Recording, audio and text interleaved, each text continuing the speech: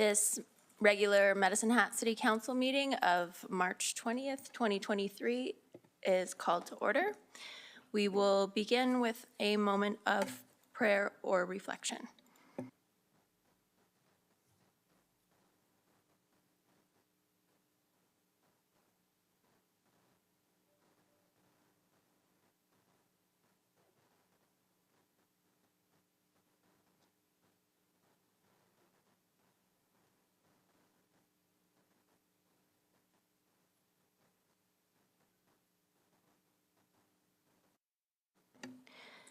Thank you. I will now read the land acknowledgement.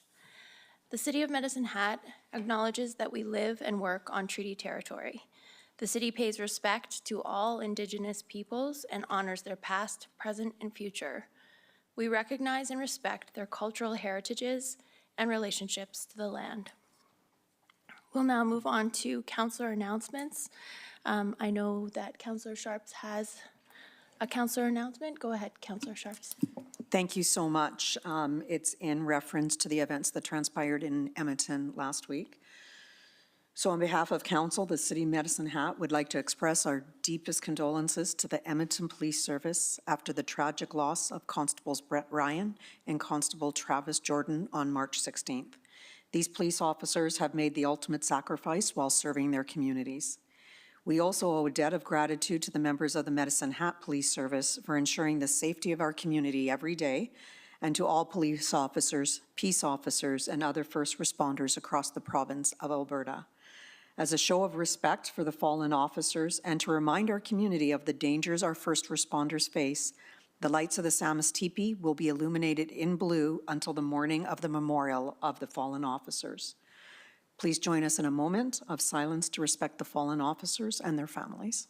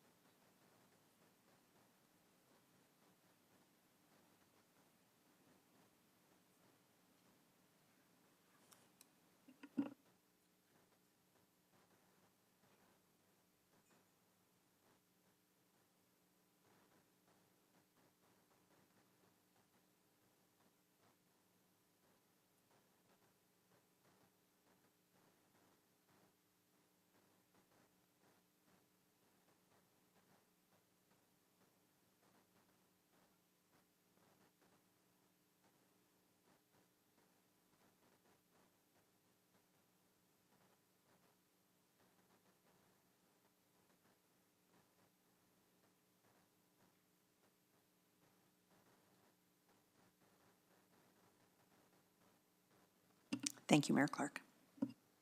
Thank you, Councillor Sharps. That was well said. Are there any other councillor acknowledgements or announcements? Seeing none, we will move on to the adoption of the agenda. Are there any errors or omissions, Madam Clerk? Sorry, additions, Madam Clerk? Thank you, Mayor Clark. At this time, there are no additions. Councillor Knodel? Oh, for the minutes. Okay, I will get to that. I slipped up calling it errors or omissions, so I threw you off. Okay, seeing no additions, we will adopt the agenda. And on to the adoption of the minutes, errors or omissions of the regular meeting of City Council, March 6, 2023. Councillor Knodel. Thanks, Mayor Clark. Just page 49, my name is spelled incorrectly. I know. Good catch. Any other errors or omissions? So we will adopt the minutes as amended. We have a public presentation today from the Community Foundation of Southeast Alberta. This is item 8.1. And with us today, we have Francis Barnes, Board Chair, and Nikki Gray, Executive Director. Please come down to the podium. Welcome.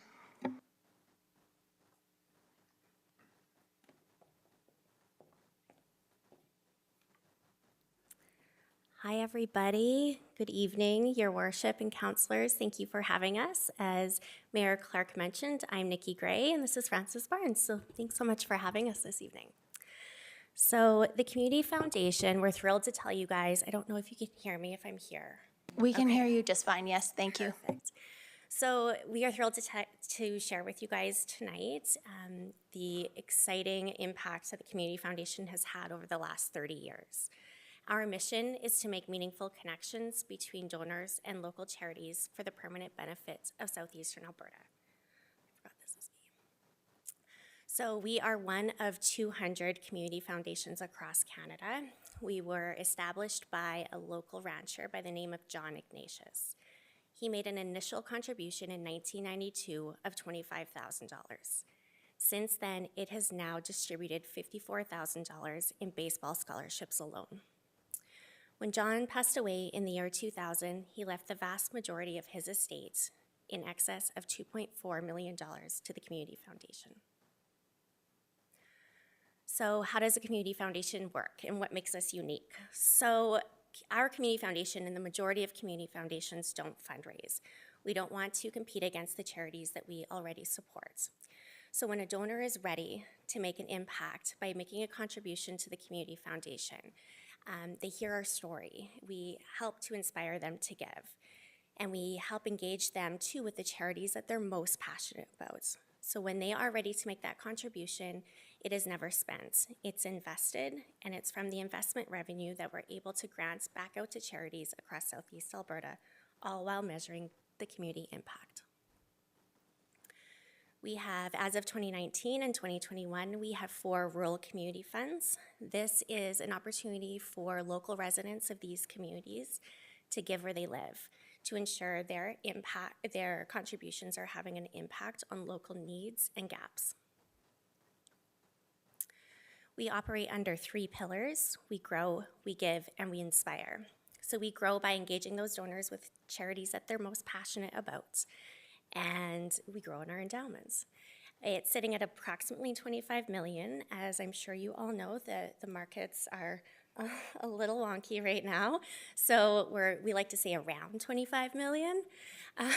We have 23 agency endowment funds. This has been an exciting venture for us in the last couple of years to grow this opportunity for charitable organizations across our region to establish their own endowment funds. They can then benefit off the pooled endowments and be able to have unrestricted, predictable funding coming back to their organization each year. It provides an opportunity for their own agency, as well as our donors and their donors, to give for long-term sustainability. I also like to promote family philanthropy. I think everybody is on board, but we don't believe that a legacy should start with a bequest or a will. You can sit down with your family today and start making an impact and watch it grow day after day, year after year, while you're still here. Our second pillar is we give. So we take those investment earnings and we distribute to a broad area of charities. So whether it be animals or, I'm off. I think you're back on. I don't know what happened. Thank you, Mayor Clark. Broad range of community initiatives. You name it, we probably fund it. We do this through our 2 grant cycles that we have a year, through our community grants, as well as our Community Impact Award. We do this through scholarships and youth and philanthropy, which if you have an extra 5 minutes, pop down to our office. I'd love to tell you more about it. There's just not enough time tonight. What's really neat and unique about a community foundation is that we have this opportunity to pivot really quickly in disaster relief situations. So this is our emergency funding. Some examples in the past have been the Fort McMurray fires, the multiple floods that our community has witnessed, and COVID-19 pandemic, and more recently, the Hatters Help Ukraine initiative. Our third pillar is we inspire. We do this by convening and making those connections, encouraging partnership, and helping to develop community-based solutions. We don't do this without our closely knit community partners. We do this through our vital events, which is an annual data collection and an analysis that we really rely, again, on our community partners, our volunteers, and our staff to dig deep into what the community's greatest needs are. This helps then to direct our own funding as well as our funding partners within the community and multiple government legislations. We're part of Board Leadership Southeast Alberta, and this helps us to provide opportunities and seek opportunities for board development to charities across Southeast Alberta. Since 1992, we have granted $8.6 million back into our communities of Southeast Alberta. Whether it be animals or environments, social and community services, education, you name it, we'll probably fund it. We have a quote or a motto that we use in the office is donors rule. So we like to say yes first, we'll figure it out the how in a bit, as long as it's legal and right? The Community Foundation of Southeastern Alberta gives residents of our region the power to give, whether it's through the community's greatest needs or through a charity that they're most passionate about. This is our area map. The colors outline the specific rural endowment funds. And that is all. Thank you very much. Do we have any questions? Councillor Sharps. I had a comment and then a question. So first, your vital focus, I just wanted to say, so I used to attend that as a member of the business community, and then I started attending it as a member of council, and completely different perspective, and I think I actually was way more appreciative of what you do. As a business owner, I was just like, whatever, right? But as a member, well, it's true, and unfortunately it was true. I don't think I appreciated it as much. So I want to say that the last one I sat on was very impactful, and it was very well presented, and so thank you. But one of your points in your presentation, I actually know nothing about, and if you wouldn't mind giving me some information, I didn't realize you could be alive and donate. I thought you had to be dead, so. Through your Well, I worship, did. in response to Councillor Sharps, you're not the only one. Yeah, this is quite common. Your legacy doesn't have to start with a bequest. Anybody can come in. We make a charitable tax receipt. Barb's right up there. She'll write you a tax receipt right away. We have many opportunities. Do you have your book? No, but I left one package here, and I can drop off more if you would like. But there is a list of how to donate. We have many families and corporations establish their own endowment funds, so family funds that last forever, so they can pass it down from year to year. And a great example is a donor advised fund. I call them, or our office will call the donor each year and say, this is how much your fund is distributing. Where do you want it to go? And probably 90% of the time, don't fact check that, but 90% of the time, they say, what does your vital focus say? What are you finding in the community? So our donors really rely on the data analysis that we pull out too. Thank you, I appreciate that. I appreciate the education. I had no idea, so thank you. Thank you.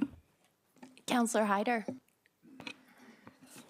Thank you, through the chair. Welcome to my friends, Nikki and Francis, and I see you have a cheering squad up there, so yeah. Oddly enough, Mr. Johnny Ignatius sat at my kitchen table with my mom and my grandfather, so it's I guess I'm aging myself when I say that. Kudos to you and the work you do, Nikki, and your team. I love the feeling of having this in our community, and the Ronald McDonald House has been fortunate enough to have a fund there, so we're very appreciative of that.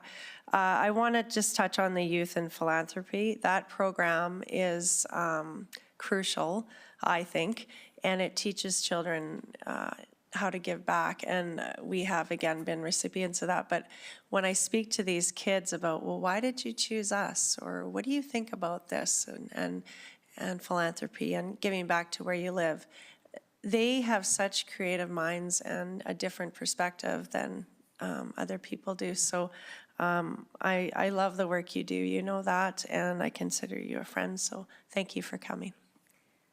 Thank you. Thank you for having us. Councillor Hirsch. Well, I just appreciate the fact that you're here and really telling the citizens of Medicine Hat all about a great organization. I'm proud to be a former board member and still sit on the investment when I have time to come. Sorry, Barb. So I'm on the investment committee, but a very worthwhile organization, and I just want to reiterate, as what you've indicated, the value that you bring to this city and related areas, which leads to my question, but is immeasurable. It really is beyond the scope in terms of what you guys just bring. So thanks for that. Great efforts. Some good people I see sit on the board as well, so it's good to see that the representation's still strong. Relative to, and something that is relatively new that I looked at and wanted to ask the question, now that the breadth is a bit more in terms of the RMs and Brooks, et cetera, how is that reflected and what does that look like in terms of managing those needs? And I imagine those are separate and apart. And is it up to the board status as well? What does that look like as well? Because it is something that's relatively new since I've left. Thank you. Through your worship, I had to write this down. Through your worship, in response to Councillor Hirsch, we have local advisory committees set up for each of the 4 rural community funds who make funding recommendations to our grants committee, who then makes those recommendations to our board. So through a series of a process that the board oversees it all, we do have those advisory committees. We believe that local residents know what's best for those communities. However, we just recently hired a vital signs researcher and project coordinator to help us dig deeper into those rural communities.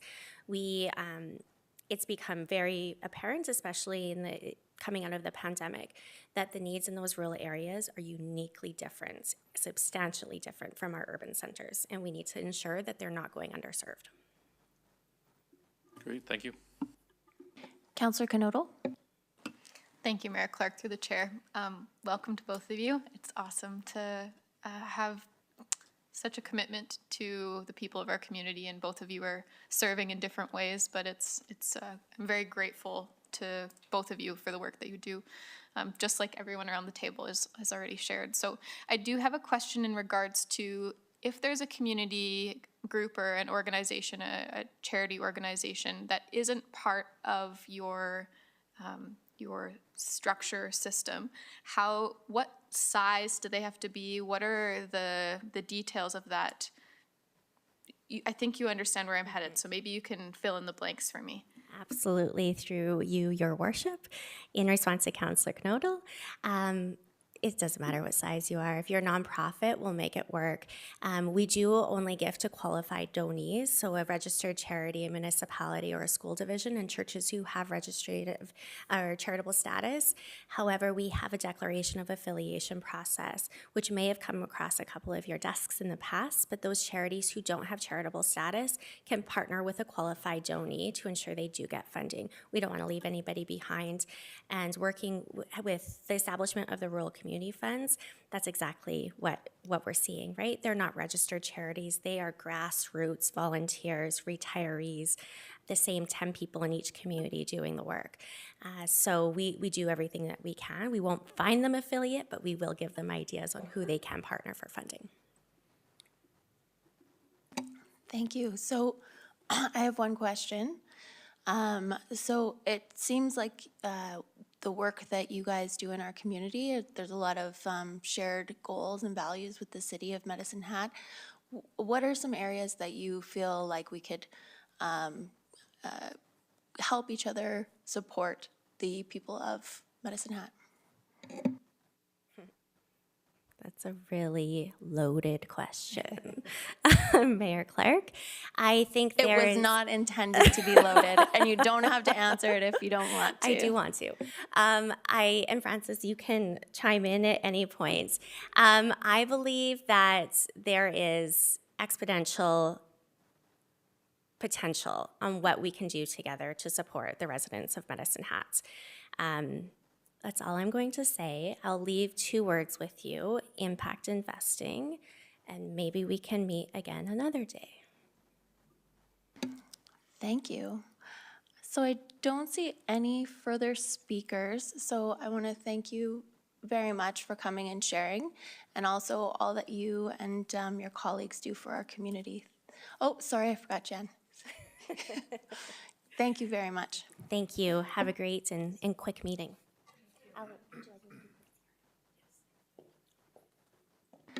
So our next, we have, now, that was a public presentation. We now are moving on to number 9, which is administrative presentations.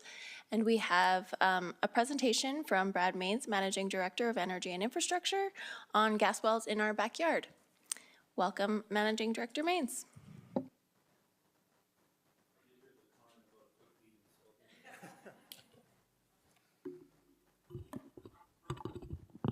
And Rhonda's going to move the slides, I think, so. Good evening, everyone. So this is a presentation that dates back now, I think that's okay, 3 or 4 years. And so some of this might be dated, but I'll do my best to keep it updated as I go through the presentation to bring us to the modern day. But it really, the story of gas wells in our backyard is really the story of Medicine Hat.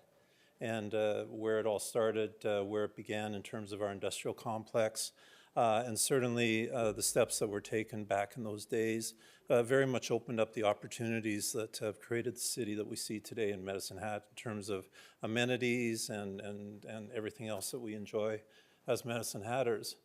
We don't have to spend a lot of time on the outline, Rhonda. Again, I'll try and make this as brief as I can. So back, if we go back in 1983, the CPR, which was working on a railway across the continent, did discover a gas. It was in the Ralston area, right just south of Suffield. They were actually drilling for water for the steam locomotives at the time, but they encountered gas at very shallow depth, very dry gas, and by dry gas I mean there wasn't a lot of water associated with it. This was the first time that we know that gas was struck in the area. Certainly we do hear, particularly from our Indigenous partners as well, the stories of lit flares and sides of hills that were on fire. And we did hear stories certainly in the early days of CPR where they said you could kick any amount of dirt in Medicine Hat, hold a match to it, and you could almost light it up. So it's all part of the same story that we're going to get to here tonight.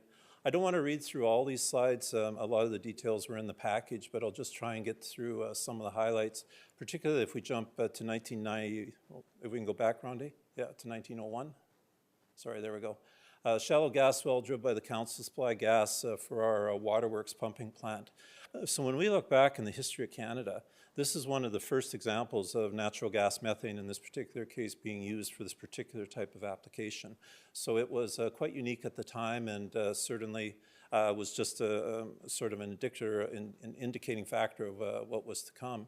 We move into 1902, shortly thereafter, and we can see the city of Medicine Hat starting really their own gas utility system with 4 wells that were drilled.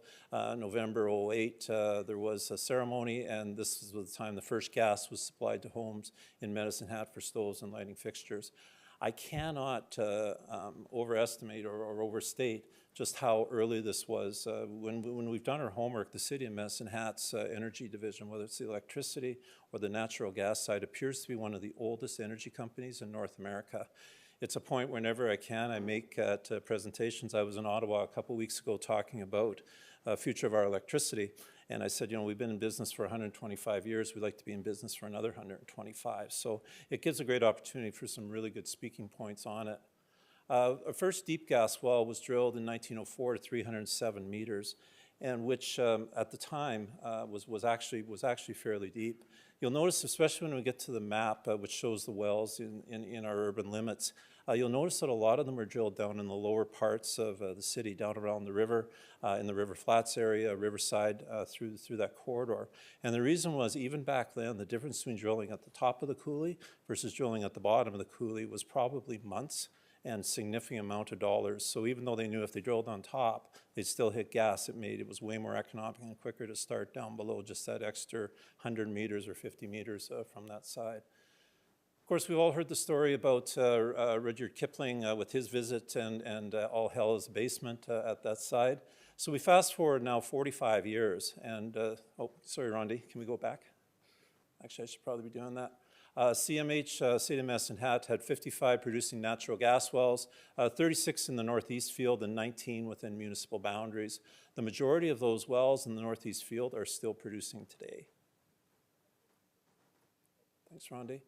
So we come to 1956, and just to, again, now we're 51, 53 years into the story.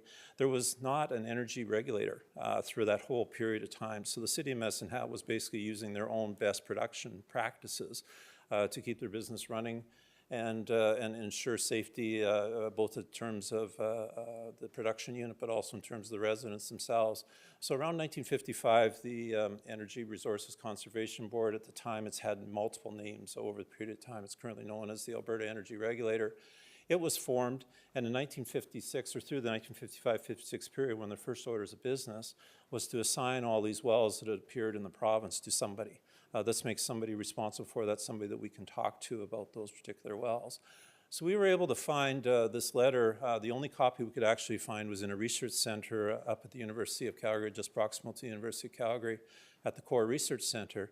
And in there, the brand new Energy Resources Board referencing Dear Sirs, different time and place, City of Medicine Hat, asking that we respond within a certain period of time regarding wells that they figured or felt should be assigned to the City of Medicine Hat. One of the confusions the confusion that we were able to, sorry, let me start again talking about confusion. Let me start again on that one. We feel that at this time and place there was an error made, and what happened at the time was the field was known as the Medicine Hat gas field. We were the City of Medicine Hat. So we felt that certain wells that were assigned at that time and place or indicated to be assigned to the City of Medicine Hat were not drilled by the City of Medicine Hat. They were not owned by the City of Medicine Hat. There were a significant amount of other operators by this time and place that were drilling wells in and around the city. Unfortunately, there was a response date required. I don't believe the City of Medicine Hat in 1955 responded promptly, and as a result, these wells, the entire wells that were listed in this have been continued as City of Medicine Hat as licensee. The vast majority of them, though, as we went back and looked at the 21 wells in particular that were in question, the vast majority did appear to be the City of Medicine Hat wells. There were some, however, that we felt were not owned, and over the last 3-4 years, your gas production department has worked diligently on this file, working with the energy regulator to try and correct what we would call a transcription error back in that time and place. We have been successful, but understanding that there was a long history involved with these wells, we've been able to form a consortium or joint venture of affected parties, those that may or may not have been involved with those wells. And as a result, today, we have a functional group that's working on these, I'll call them, could have been disputed wells, and we have operating procedures in place, and really we're looking at an opportunity to share the costs and the opportunities ahead to finally take care of these wells until their last day.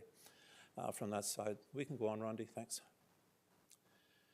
So what is also unique about the City of Medicine Hat in terms of our gas production is we have something that nobody else has in this province. We have a specific gas agreement that was carved out for the City of Medicine Hat, similar to what we have in electricity with our electricity exemption to the Electricity Act.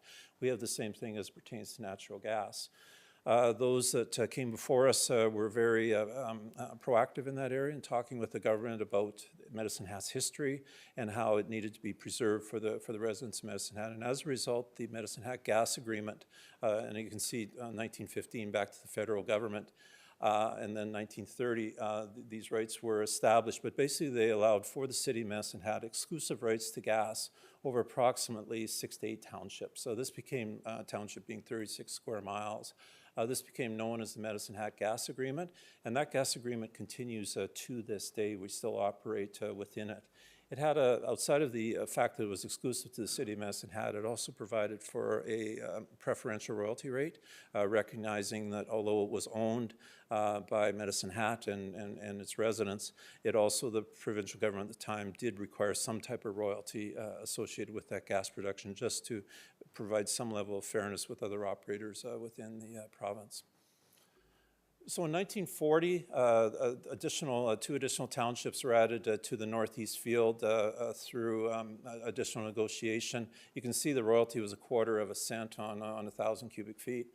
of gas, and Crown lease rentals at 33 1/3 cents an acre per year. It's a little bit more now from that side, approximately 3%, but it does show, we sometimes hear, well, the gas was all ours, but the city certainly has paid its dues in terms of royalties, recognizing the Crown ownership from that side. We would have had more. Unfortunately, we did have both the petroleum and the natural gas rights. However, at this time and place that we're talking about, there had not been a lot of petroleum found in the area. Certainly the large Glock C oil field that sits on the east side of the city had not been discovered, and it was thought that there wasn't much oil this far east in the province. The city was in arrears, tax arrears of about $30,000 back in 1940. By 1946, through negotiation or renegotiation, the city gave up its petroleum rights in the area in lieu of that payment of outstanding taxes. It's okay, Rondi, to go on? So the Medicine Hat gas agreement did come with renewable terms, and we've been successful, and I am going to get to the pictures. I'll go as fast as I can here. But we did renew the Medicine Hat gas agreement successfully multiple times, most recently in 2009, where it was extended to 2029. It should take us to almost the end of the economic life of the remaining wells, but regardless, we do believe there'll be an opportunity to extend that. The province has been very cooperative every time we have come to ask for a renewal of that particular gas agreement. I think they still recognize the special nature of our holdings here. So in 2012, to get to the heart of this presentation, the AAR implemented Directive 79, and this was through our regulator. They do issue directives. It's how we do business. It's how we should work and how we stay compliant with our regulator.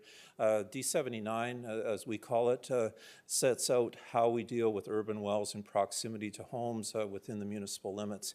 It's quite prescriptive.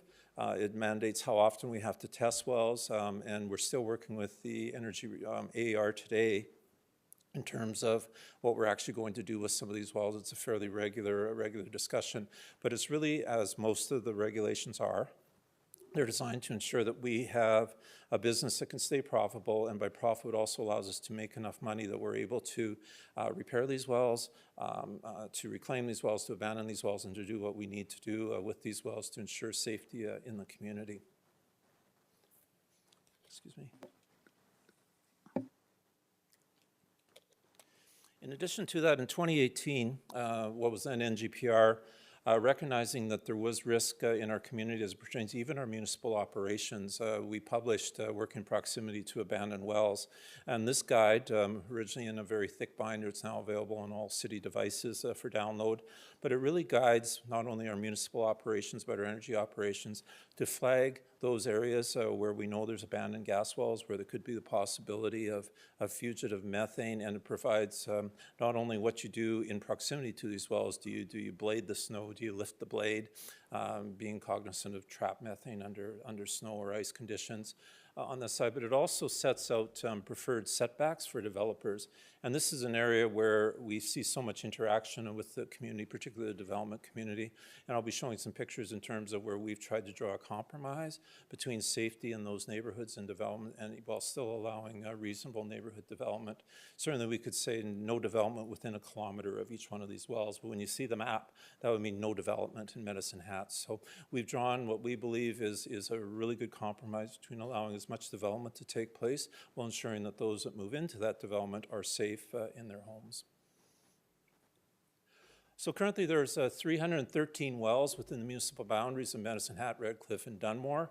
It's a lot of wells. CMH, we're the named licensee of 194 of them. These numbers are slightly outdated now. We've done a bit more work in terms of some of the suspended wells. But you can see we have 102 wells that are abandoned on the surface, and these are where D79 kicks in and asks us to address it. We also work very closely with others that have wells in the area or proximal to that area, and you can see that at this time of this presentation that we put together, there are 21 other companies with 119 wells in the general vicinity. So we talk to them regularly, and we show them what we're doing in terms of best practice with the hope that they will follow with us and also follow D79. We're pleased to report that without having to have a council mandated or gas operations mandated or AR mandate, you must do this for the most part. Our partners in this region are quite responsible, and we find that they're generally either following our lead or matching it. In some cases, we learn from them in terms of what they're doing with their wells. So here's just a list of some of the names associated with these wells, and you can see how some of them change pretty quickly. Some of them are no longer in existence from that side, so it does provide a bit of a challenge. But what we do as your gas operations unit within the city, we check every one of these wells, depending on a frequency, depending on their severity of methane, whether it's leaking or not, or if it is, how much it's leaking. So we don't just rely particularly on these wells that we'd have a hard time finding the owner of this particular well. We still look into them on behalf of the city and its residents. So in terms of how often do we sample these particular wells, a lot of it depends on, again, as I said, the severity of the leaking methane. And I need to say tonight and state it emphatically, the vast majority of these wells do not leak methane. They're safe, our community is safe, but there's always some wells that are going to leak, and it's a function of how they were drilled, when they were drilled. Obviously 1900 wells, 1905 wells were drilled with much different technology than was used today. They used cable tool rigs. There's one at Heritage Park in Calgary. If you're ever up there, you can see it. But basically, they pulverized the rock as they were trying to get down to the gas. As a result, they fractured a lot of the rock right up to surface. So that's where we see the methane issues. Today, that would not happen. We would use a rotary bit and good cement and all that. So it's just a function of technology. It was not there at the time and place. But you can see for the most part, for the 71 wells that we are required to test, for the most part we test 25 of them every 3 years, annually every 34 years. So the vast majority of them would be classified as low-risk wells. You can see that there are 3, 4, 5, 8 wells here that we do, some we test monthly, some we test quarterly. Those 2, 3, 4, 5 wells are the ones that we certainly pay the most attention to. This just shows a map of some of the abandoned gas wells within those municipal limits. You can see where City Hall is located on the bottom left side. And as I said before, as in the opening remarks, the vast majority of these wells were drilled either along the railway or along the river, again, to take advantage of that topography and less cost. How do we, and what do these wells actually look like? So the responsibility of the city for these wells continues in perpetuity. At no point does the regulator say, you're good, no more, you don't have any responsibility for it. It continues forever as the last licensee of the well. So we want to ensure that these wells are safe, secure, and always available for us if for whatever reason we have to go back in and do some work. So we've created a system in terms of how we handle these abandoned wells, which we call a caisson and manhole installation, and we have some pictures of that coming up. But basically what we do is we put a cement caisson around the well top, which is generally somewhere between 1 and 2 meters below the surface. We fill that with pea gravel. The reason for that is the more space we can take up, the less likely there'll be an accumulation of methane. And then we put a specially designed and specially notated caisson top. You can see abandoned gas well on the top of it. That's just for awareness for anyone in the area in terms of what exactly, and similar to the way we handle all of our other utilities on that side. This is a picture of a well up on the airport lands, and you can see what I just talked about, the caisson installed. I don't know if I think I have a, yeah, there it is, and for council. No, I won't be able to do that. I'll get Rochelle with that, so no, I'll leave that alone. So you can see the little nub in the center of the caisson is actually the top of the well itself.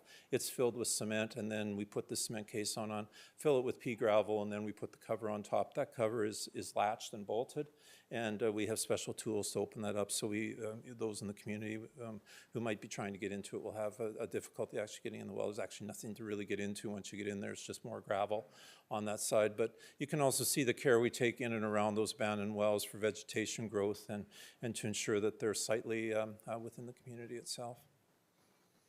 So now to the pictures. So as I said, each one of these wells over time and I've been involved now for almost 8 years. We have some who have been involved with them for 20, 25 years, and we've come to know these wells quite well. We have our own names for them, and a lot of the names are back to some of the history associated with the particular wells. This well in Collier Court in South Louisiana, we visited it many times. It actually looks quite a bit different than it does in this particular picture today. Again, we're cognizant when these wells are in our communities and when they're proximal to homes, despite the fact that we have to maintain accessibility to the wells, we want to ensure that these wells are as least intrusive as they can be to the neighborhood. So we do what we can to beautify them while ensuring that they're safe and secure for those that might inadvertently get in. And sometimes some of our biggest problem is with dogs who try and burrow underneath the fence and then get in. So we spend quite a bit of time filling those in or making sure the fence is a little bit deeper. But in this particular case, the prisoner of war well, we call it, was drilled, we believe, in 1942, and it was actually designed to supply heating fuel to the local POW camp from that side. And now an example, and this is a little bit earlier, that particular neighborhood being a little bit older than some of the newer pictures I'm going to show you, there was still the foresight to create a park in and around that particular area on the site of the old prisoner of war camp. Just outside of Kipling, by the recycling boxes at the bottom of College Avenue. The reason I show this one, this represents that not only did we provide gas for homes, it also was very fundamental in driving some of the early industries that came to the city of Medicine Hat. In this case, this particular well was drilled to supply gas for the Maple Leaf Milling Company, which was across the street from that side, and the well is still sitting there today. If you're driving around the community and you do see what we call candy canes, they're these, the yellow device that you see on top, that's actually to ensure that if there is any fugitive methane from these wells, that the particular design of that candy cane allows it to dissipate more evenly into the atmosphere itself from that side. Just because you see it doesn't mean it's actually leaking methane, it's just there as a preventative measure in case at some point it does start from that side. On there. Going into the north side of our city, this is, and the reason I've chosen this slide for tonight, it's an example of how we're trying to be proactive on future development. So this is an example of a well that sits within a future Briar Run redevelopment in and around the Family Leisure Center from that side. But again, how proximal it can be to the homes, but yet how safe it can be. This well is not leaking from that side, and the markers, we actually have 3 abandoned wells in that area. They're very well marked, so even if we were all to disappear tomorrow, somebody coming in the future would not inadvertently interrupt or interfere with that well. So we do what we can to flag them. This is an example of what we would consider to be our cutting edge technology as it pertains to new area development. So this is down in Summerside, a fairly new area, recently developed, and there's a lot of wells on the southern side of the city, but we also recognize it's very attractive and an area very much of interest to our residents in terms of recreation. So this was an opportunity for us to maintain access to this particular abandoned well while providing a pocket park for the neighborhood to enjoy. As you can see, we've also deliberately placed vegetation around the wellbore itself, so there isn't even a line of sight to the particular well itself. So we believe this constitutes best practice as it pertains to city planning around these abandoned gas wells, is to ensure that there's a distance from the well itself. There is an opportunity to incorporate a recreational space while also providing the example or the opportunity for residential and commercial development that, of course, drives our tax base. We can pass on that one. Thank you. So this takes you to Central Park, and the reason I wanted to highlight Central Park is it's got this great picture on the left that we found as we were working on it. Back in the day, it was a great event whenever there was a dignitary or a special visit coming to the city of Medicine Hat. They called it lighting up the well. So they would turn it up full blast and they would ignite it. And in this particular case, the plume is almost 60 meters high. So I'll use imperial units. This is almost 6 million a day of gas flowing out of this well. That's enough for 6,000 homes effectively being flared into the night sky. And it's kind of hard to see on the slide, but if you do get a chance to look at the picture, and there's one in the Esplanade, you can actually see all the residents that are crowded underneath the gas well itself. So needless to say, I don't think this would be today, it would not be today today's practice, but it was a big event. But it did highlight, I believe, really what that gas meant to the early days of Medicine Hat. This well actually was still in production up till a year ago. And it was drilled, as I said, way back in, I think it was 1913. So it just shows you for a field that is this shallow, it's truly amazing that these wells are still producing 100 years later. But it's truly a testament to how unique the formation and the gas field was underneath Medicine Hat. A, that it was so shallow.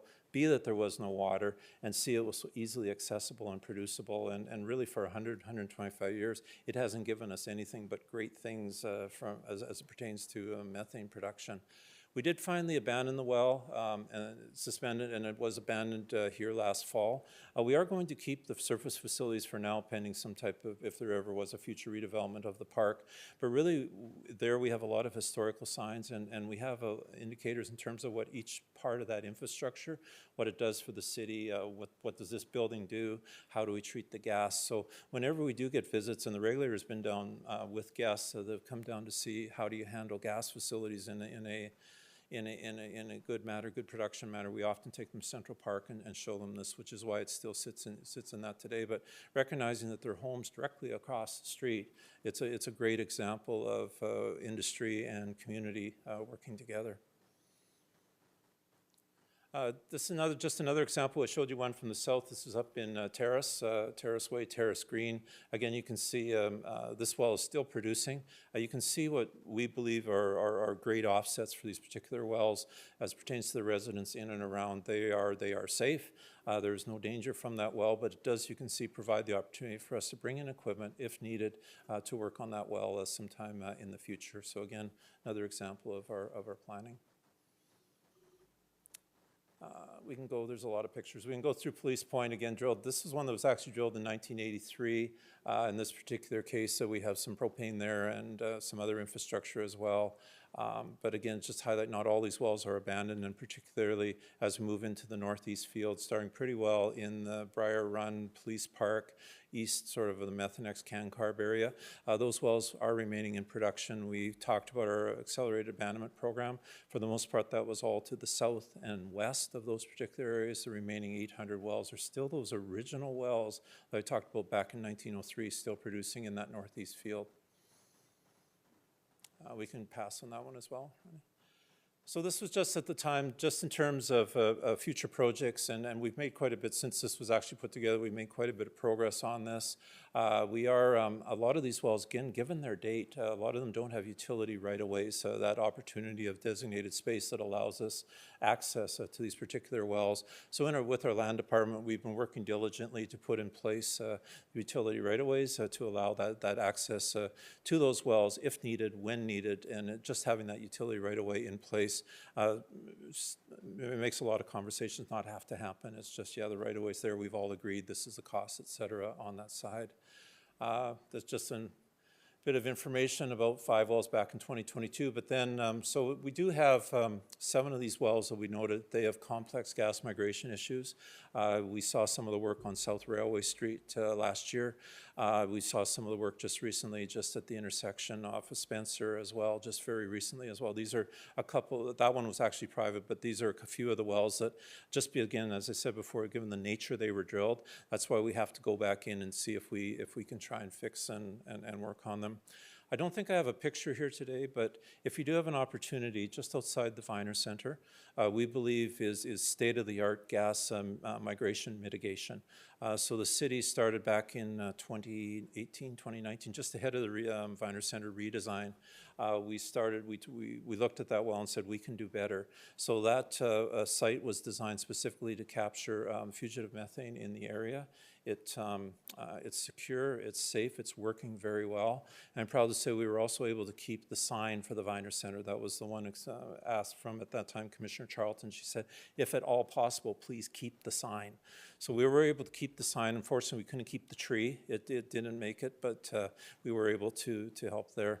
There's also Maple Avenue Bridge. We have a similar setup as well as a little more rudimentary but necessary at Fifth Avenue Church as well. So we believe these are great examples of how through this work and through the dollars that were sanctioned by committee and council have made our safe city even safer as it pertains to these particular wells.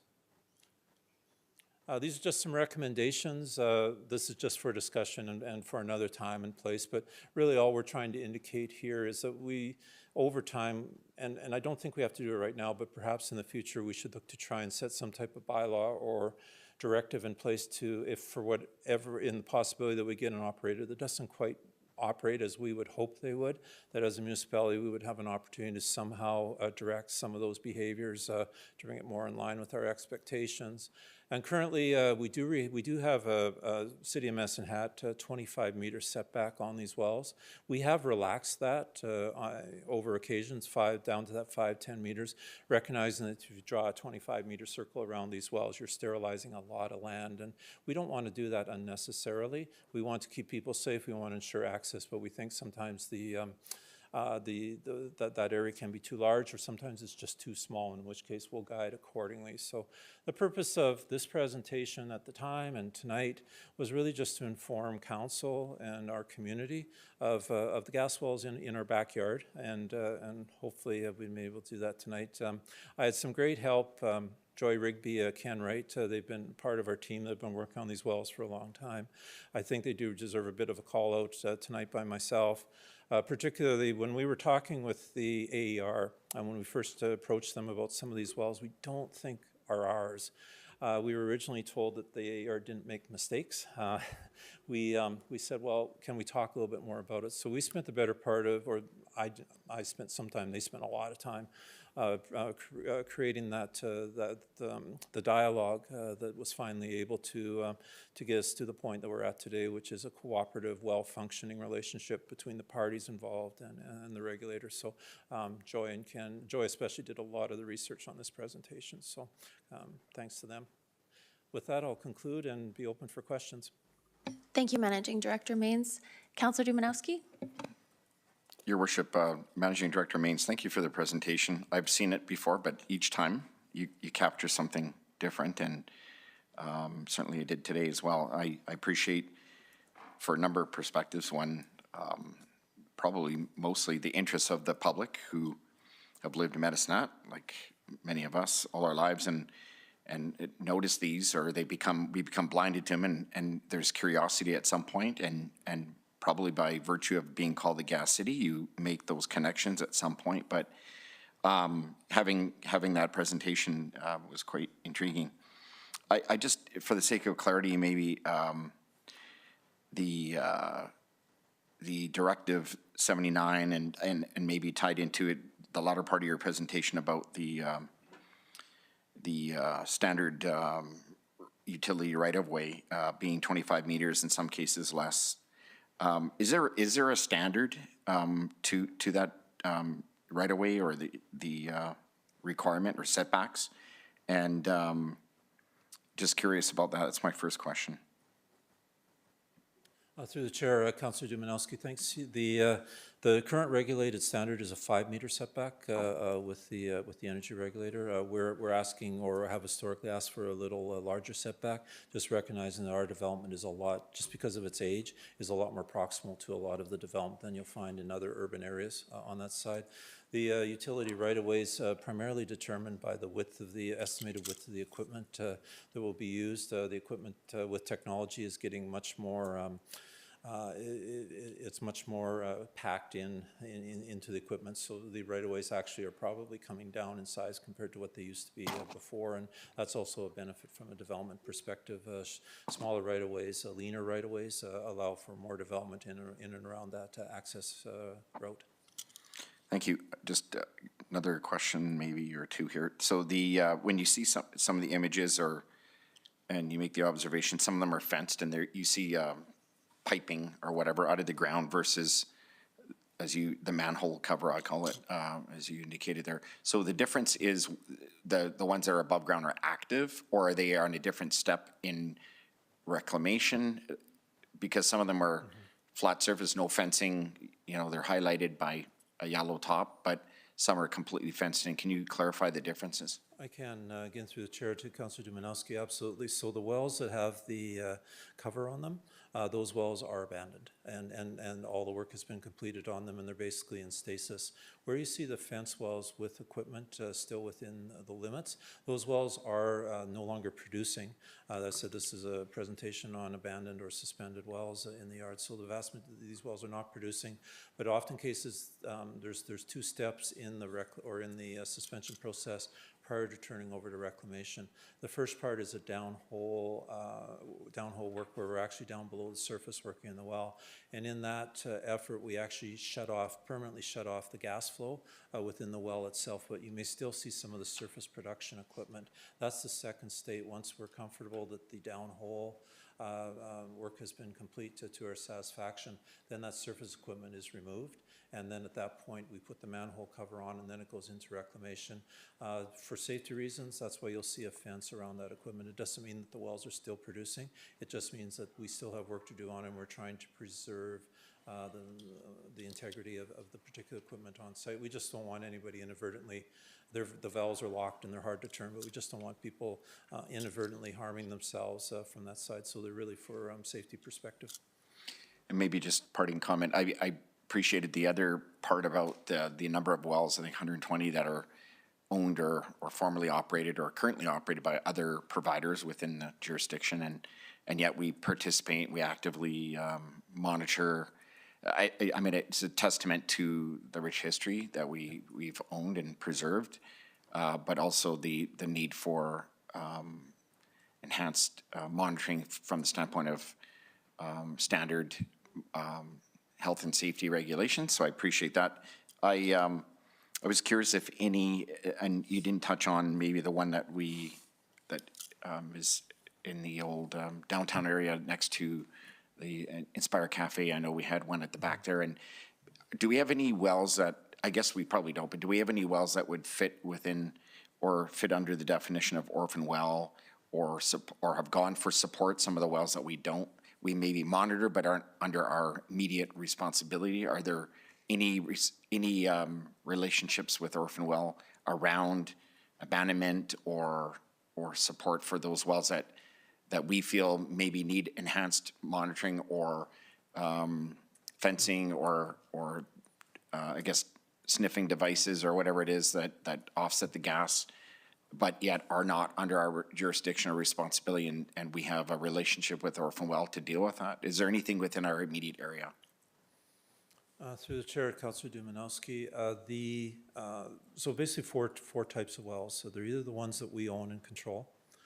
There's the ones that are operated by others, which I pointed out. There's the ones that are in the question part of, they're not an orphan well yet, but they're with defunct companies or companies that was difficult.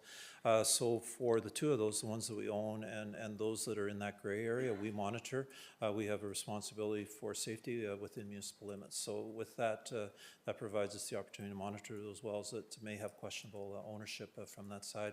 There is not a significant amount, but there are several wells that have been designated orphan wells. So they're now in the Orphan Well Fund, which is funded out of industry that we all pay into from that side. The well that's in the Inspire Cafe area, the Old Canada Cafe well is in the responsibility of the Orphan Well.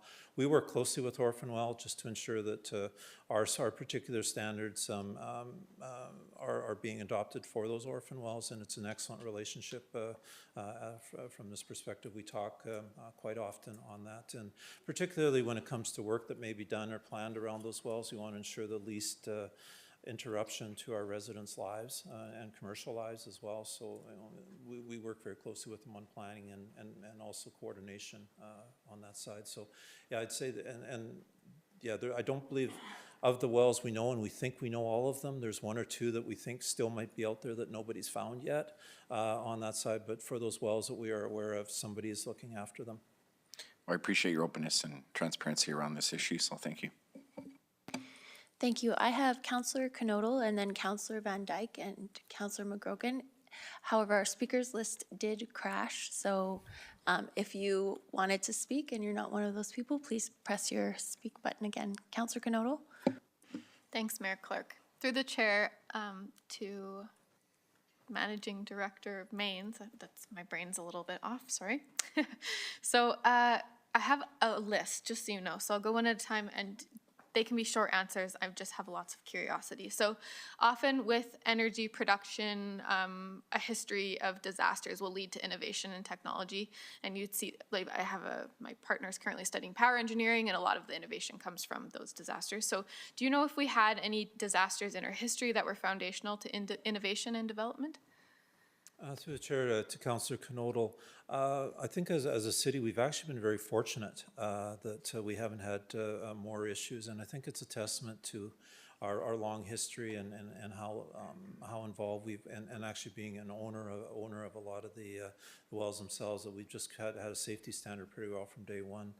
On that side, we do know when we were doing our research, we did see that there were fires, particularly at some of the residents that had tapped their own gas into the homes. And actually, we believe in our research, we found at the time there was a council directive saying that we got to control this, or there's going to be more of this. So it was actually a council directive at the time to form the gas utility that was created really to ensure the safety as it pertains to dealing with that gas.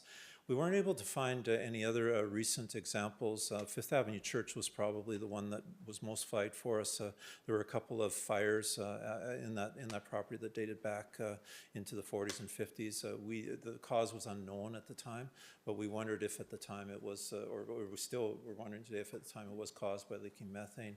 We have, as I indicated in the presentation, we have secured that site with a methane venting system that works, we believe, quite well from that. So the church is really safe at this time and place. But yeah, no real incidents. But I think as a city, we need to be proud of that. When you look at what happened in Ontario recently, and also in Colorado, there were examples of significant methane explosions within communities, and just horrific events from that time and place. So as a city, I think, as I said, we should be proud that we were in good hands and will be going forward.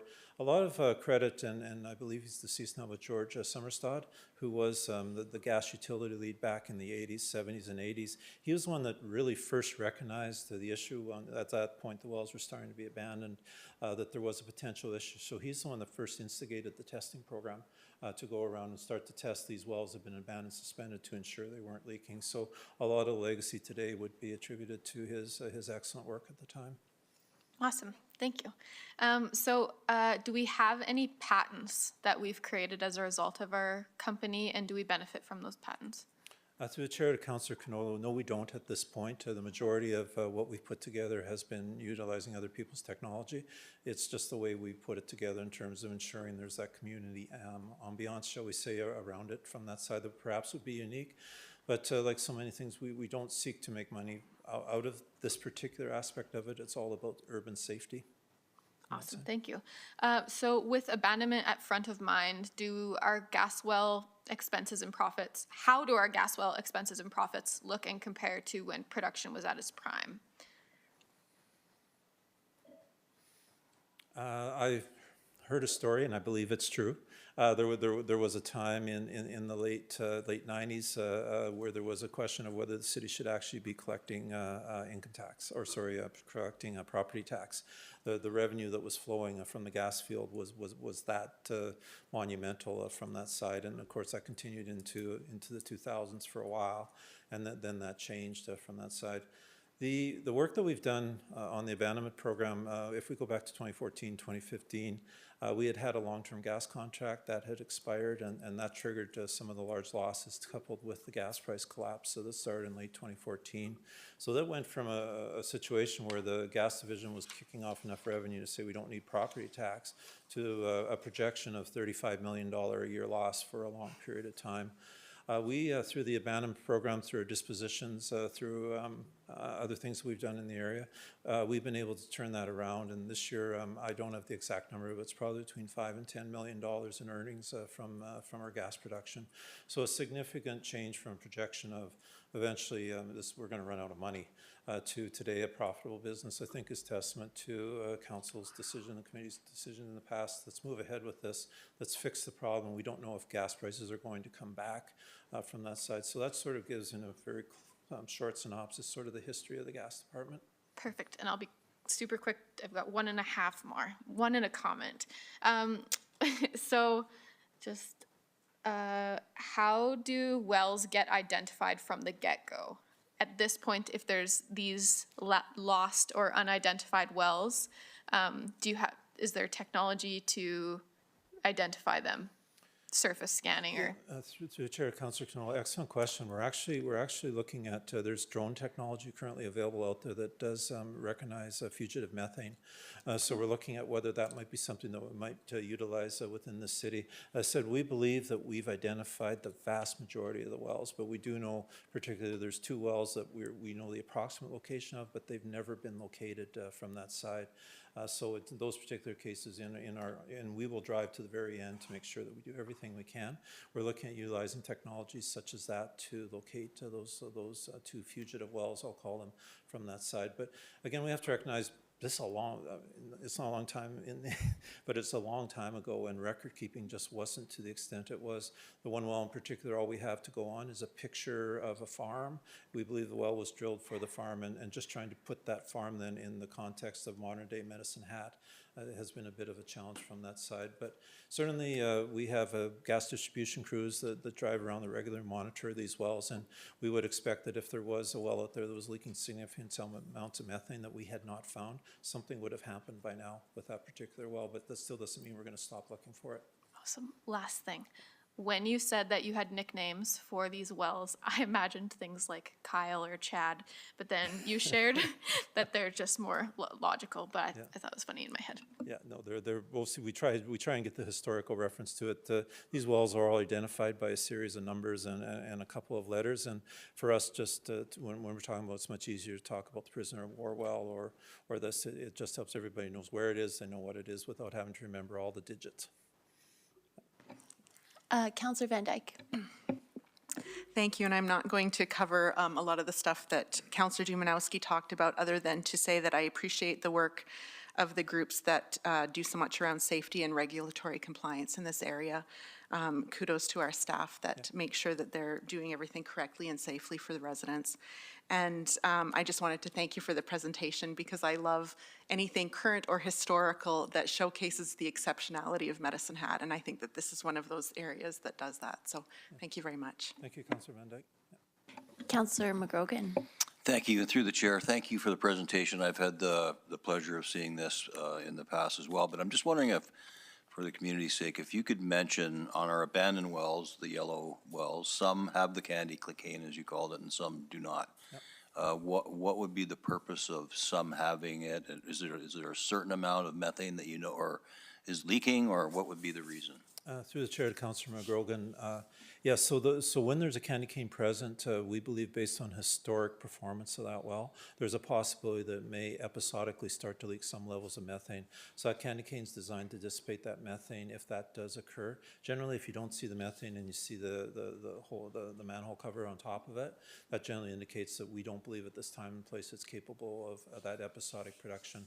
It's one of the reasons, though, and as I stated, we are responsible for these wells in perpetuity.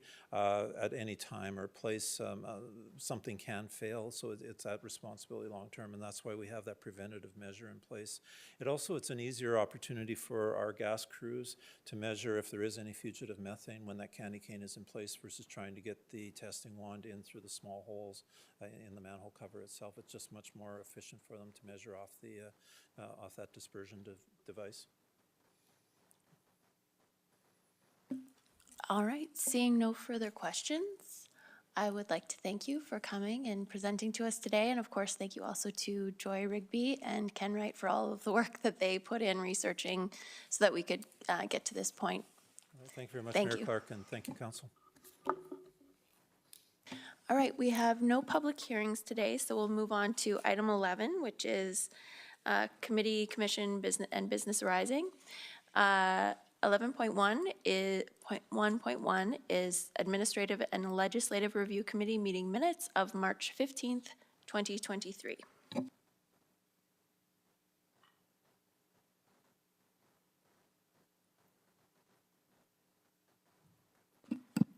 Thanks, Mayor Clark. I would like to move that council approve adopts the minutes of the Admin and Ledge Review Committee meeting held on March 15th, 2023 as amended. And I'd like to make an amendment. This is where my name was misspelled. I thought it was in the council meeting minutes, but it's actually on this particular document. So as per the advice of our lovely clerk, oh yes, I'll finish my sentence, for the corporate record. I'll second that motion. Thank you.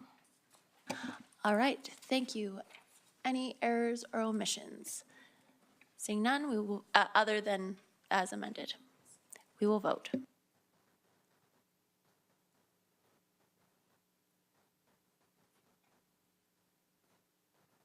And that's unanimous. Moving on to item 11.1.2.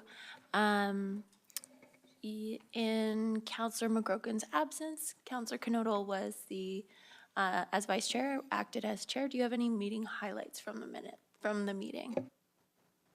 You don't have to.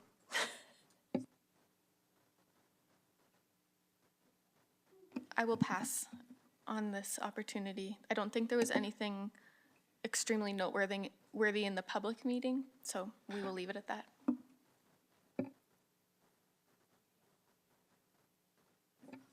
So I will move on to 11.1.3, and that is business arising, amending policy 0.0146, legal representation and indemnification of council members and employees.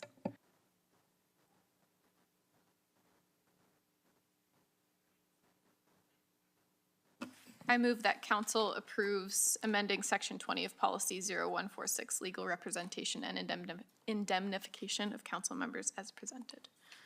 And I will second that motion. Thank you. Any questions or comments, discussion on this item? Councillor Hirsch. Just a question with regards to why this actually has been coming for amendment. I know we had something like this to this effect prior. What drove the need for the amendment? City Manager Mitchell.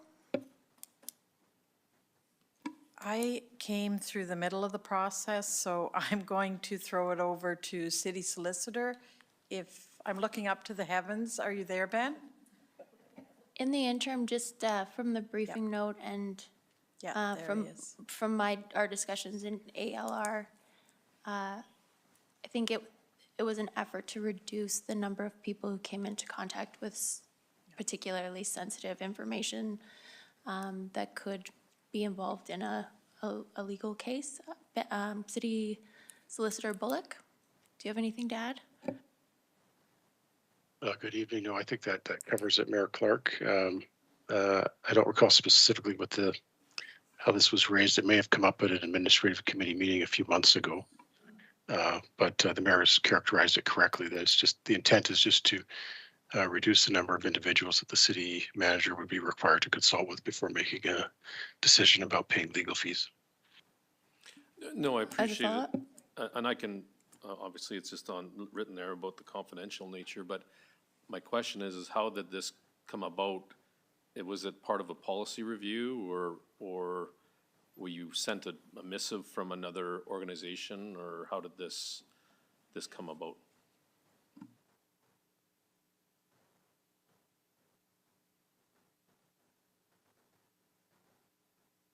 Again, through the chair, I just believe it was a matter that came up at an administrative committee meeting.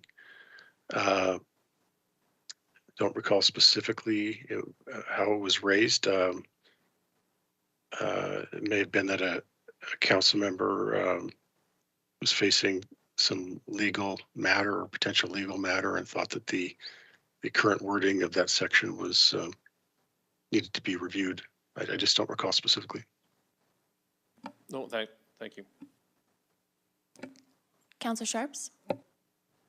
Yes, thank you. Through the chair, I do have some questions. Under the recommendation A and all 3 points, 1, 2, and 3. So a council member other than the mayor or a council appointee after consulting with the city solicitor and the mayor. The mayor after consultation with city solicitor and ALR review committee chair, and 3 an employee other than the city manager. So 3 makes complete sense to me, to the city selector and director of human resources, because it's an employee. But if it's a council member, nothing against the mayor, but what if it's an issue between her and I'm suing her and she gets to decide if I'm indemnified? Okay, so that was the first one. On the second one, the mayor, after so if Mayor Clark requires this indemnification, after consultation with the city solicitor and ALR committee chair, which I'll just use this current example of Councillor McGrogan, he's that committee chair. It just seems weird that a member of council would decide if the mayor requires indemnification. Wouldn't it be better to have the city solicitor, city manager, and outside counsel? Can I would like to take that a little bit. I hear your point about if it's like arising out of a conflict between 2 council members, although I don't think that's what this policy is intended to address. I like the addition of consultation, so it wouldn't be the mayor or the chair making the decision, but after consulting, I think it's appropriate to have a political lens potentially for the city manager when they're making their decision. As councillors, we have much different experiences than administration would. So I'm in favor of some kind of council perspective, but to do it in a way that's expedient enough to actually address the concern in a timely manner. Previously, it was admin committee, so. Okay, before I follow up, I'll let the city manager speak, if that's okay. Through the chair, you're correct, and the reason is it's under the city manager's purview, but it's who do we consult, and the mayor is correct in that it was felt that the administrative committee was too large and unwieldy and able to get something done in a timely fashion. That makes complete sense to me, and I like the efficacy of this. I really do. I just wonder, and again, this has nothing to do with the current chair, so please don't take it that way. But again, if it's consultation, and what if the current chair says, no, I think this is crazy, I don't want you to do it. Do you proceed? Because I guess, well, now maybe I am using the current chair, but I would like I would like a legal, if this was me in the situation, I would like a legal opinion, not a peer opinion. Can I just ask for just a follow-up? So this is whether or not the indemnification would happen. So what are you looking for from the legal opinion, other than what the city What value solicitor does would? the chair of a committee hold on this indemnification? So from my perspective, it would be that, we are all in the political world, in the limelight, receiving, various types of, or having various types of interactions where we might be susceptible to, people. So one example might be if there was a threat uttered against the council member, that's something that other council members might understand a little bit better than, like the vulnerability of that, a little bit better than administration might. Yeah, But no, I think I completely understand that. I think that's a lot of weight on one councillor's shoulder, I guess is my point. And I'm not, I just think that's a lot of, poor Councillor McGrogan. I think it's a lot of weight on the particular, and I just don't see the value of it, because now we're putting it on that particular chair to make a decision on behalf of all of council. And that's a pretty big responsibility, and we don't have the same political views necessarily. So I guess that's why almost take it out of there. So if it's a legal issue or an indemnification issue, I would just rather leave it to the legal experts. And in the same token with you, it is with you that we're saying that. So I guess to me, and what one councillor knows, all councillors know. So I guess that really does kind of pose another problem, doesn't it? so again, I will go to City Manager Mitchell and, okay. So they're not making any decisions. That this is the authority of the city manager. City Solicitor Bullock. Oh, thank you, Mayor Clark. In fact, you just made the statement that I was going to make. It's a city manager decision, and the policy just requires that the city manager consult with certain individuals. But at the end of the day, it's a city manager decision. I understand. I'm not loving the wording, to be really clear, but that's me. So I probably won't support it the way it is, only because, again, so that particular chair, I can't stress this enough. I just don't think I was always under the understanding what one council member knows, all know. So what is the point of consulting with the chair? The rest of us are going to know anyways. Might as well consult with all of us, or none of us. Councillor Robbins? Yes, thank you. And through the chair, I just wanted to maybe make the point here that this policy needs to be read in the context of our council code of conduct and our obligations under the MGA, which are not set out in this policy because they exist independent of the policy. And so some of the things that I think Councillor Sharps has addressed are probably covered in our code of conduct when we identify conflicts of interest. So obviously, if I happen to be in the ALR position, if I'm the one that had the issue with the mayor, I'm going to say I have a conflict of interest. I should not even have this discussion. So I just wanted to make that point, is we do have other things that govern our behavior and decisions beyond this policy. And those are, I'm not going to say more significant, but because they come from the MGA and the code of conduct, I think there's sort of that higher level rules that we need to follow.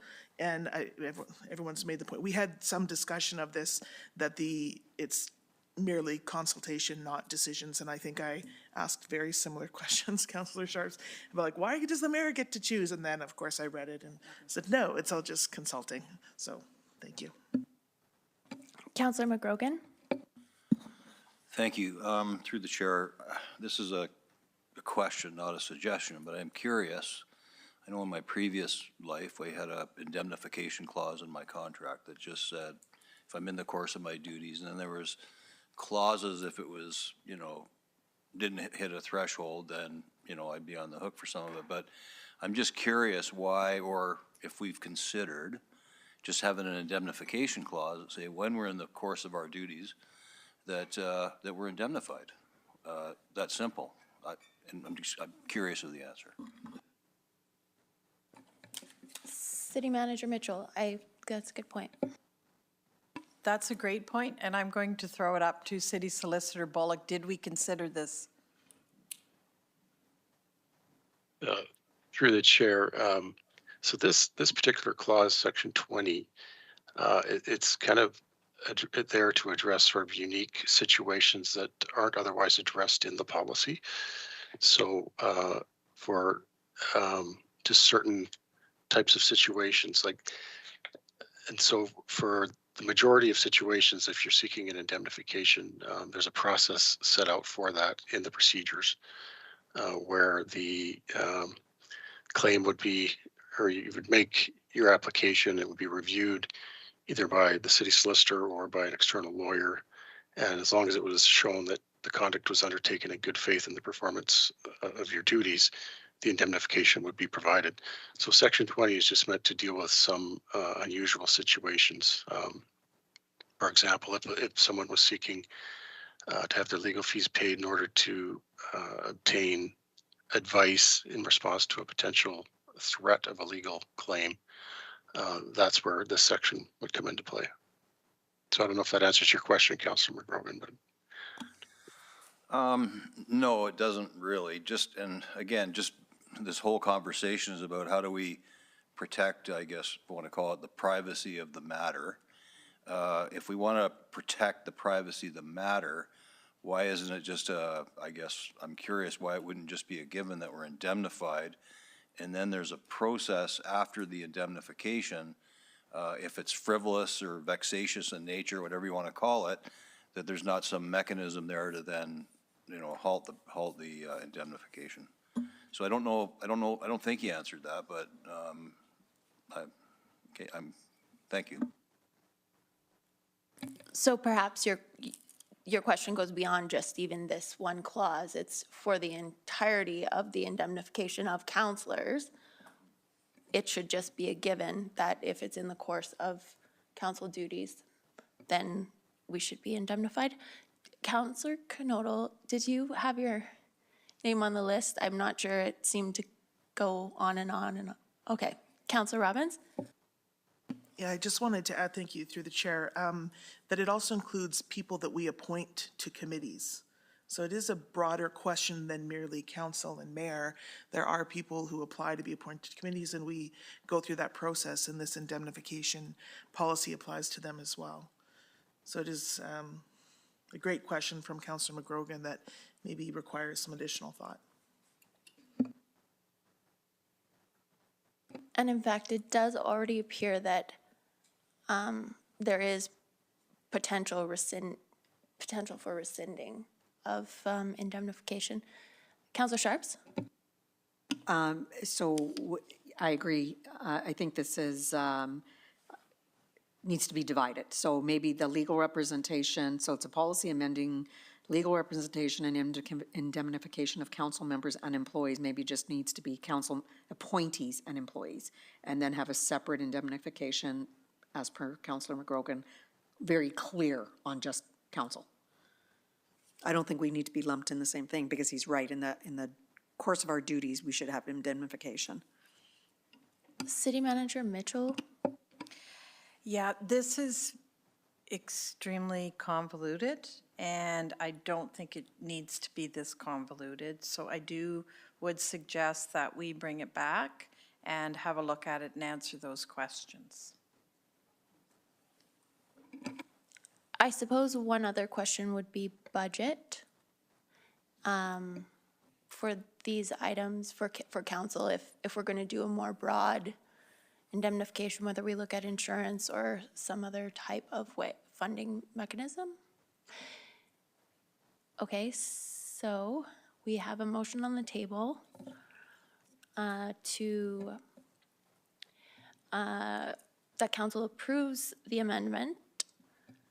Would we I would entertain an Can I make a motion to set aside? Withdraw. Oh. Do you want to withdraw it? Or if you don't want to, you don't have to.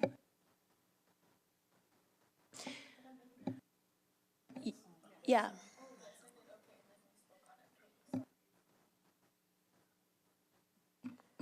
In order to make the revisions as per our city manager, I will withdraw for the opportunity to make the revisions. Yeah, that's good. So now we'll move on. Good discussion. Oh, City Clerk.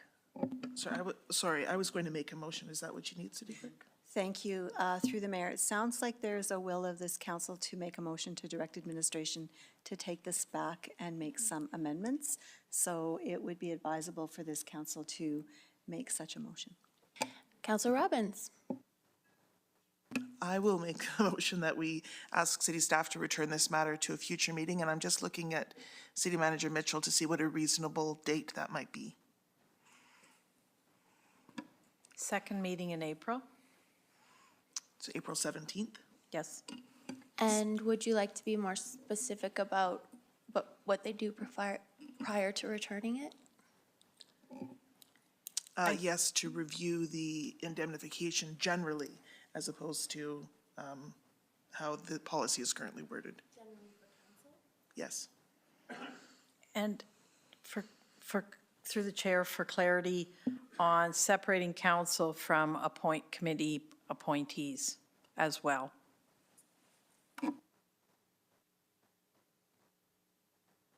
While we're waiting for it to be typed, I want to say how great it is to have it up on the screen. Thank you for doing that. Councilor Knodel? This is what my scrunchy face has been about. So through the chair, to the chair, what happens if what if the council member is in the wrong?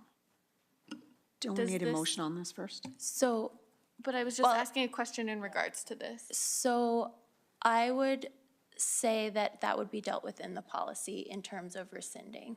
Okay. So that will have to be dealt with in the policy, but we do need a seconder for this motion. Second. City Manager Mitchell. I think I've captured what you need, but I'm more than happy if there's anything that anybody thinks about after, send me an email because I do think we need to try to get this right.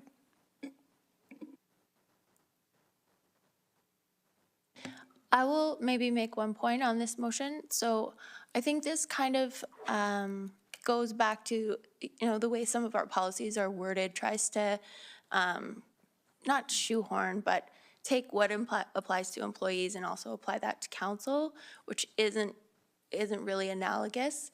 So in this case, councilors are accountable to the public for what they spend on expenses and what we do as a council. So I think in that light, it's more about being accountable to the public rather than to the city manager or the organization.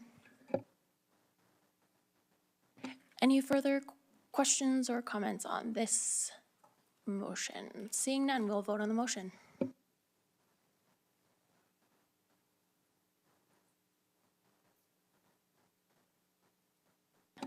We need to reset the, ooh. Can you please reset the vote? Thank you.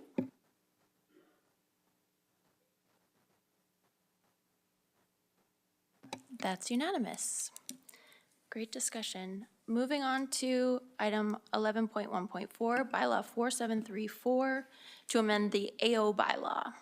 I move that council gives first reading to bylaw number 4734 to amend the administrative organization bylaw to align with the current MGA, Municipal Government Act.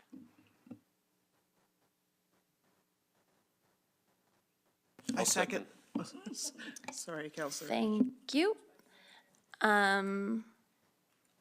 This is the first reading, so we'll just vote.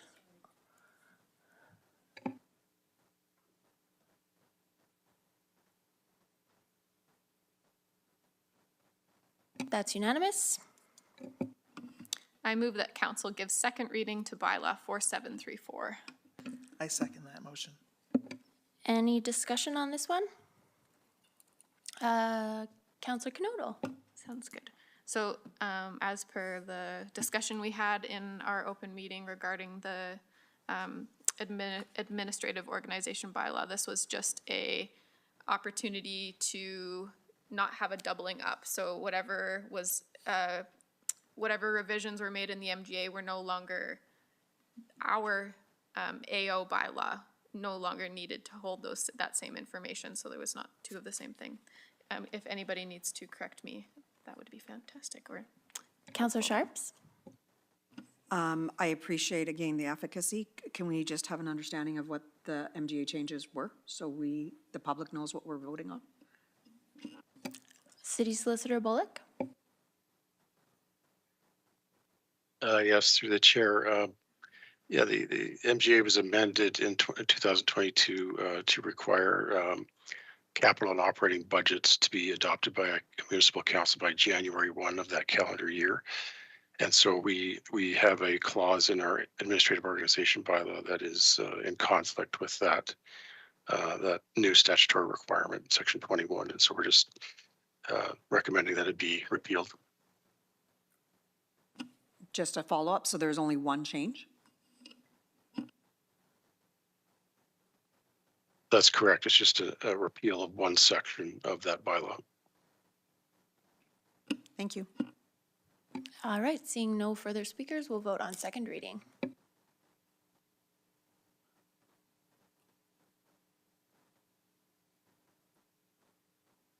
That's unanimous.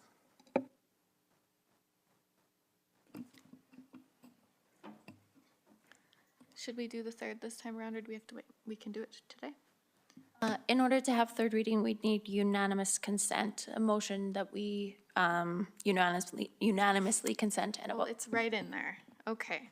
I move that council unanimously consents to having third reading of bylaw 4734 at this meeting.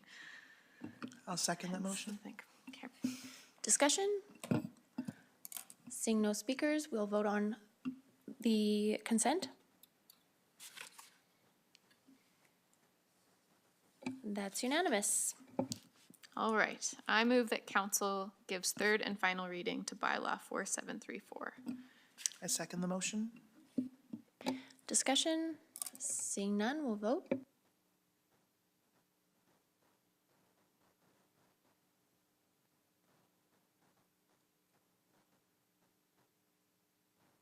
That's unanimous, and amending bylaw 4734, amendment to administrative organization bylaw 4662 is passed. We will now move on to item 11.2.1, meeting minutes of the Public Services Committee meeting dated March 13th, 2023. I move that council adopts the minutes of the Public Services Committee meeting held March 13th, 2023 for the corporate record. I'll second. Any errors or omissions? Councillor Van Dyke? Sorry, I just had comments on the minutes. Should that be now or after we vote on this? Sorry. You can comment on it now, or you can wait till meeting highlights. I'll wait until meeting highlights. Okay. Sorry, my apologies. That's no problem. So seeing no speakers, we'll vote on the minutes.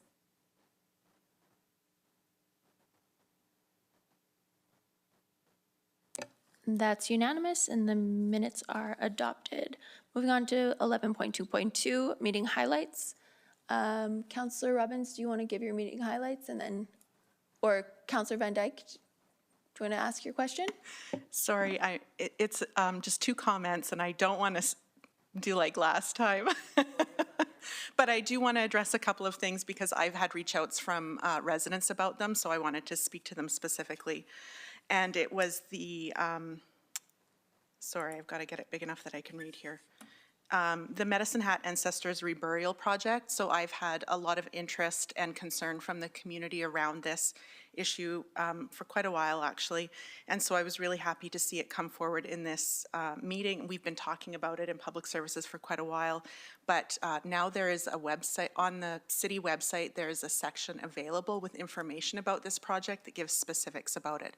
So people in the community who are wanting more information can go there to get more about kind of where we are in the timeline and what will be happening next. So I just wanted to make sure that the public is aware of that. And the second thing I wanted to mention, because it's near and dear to my heart, is the Fair Entry subscription. I just wanted to remind people that it's not too late.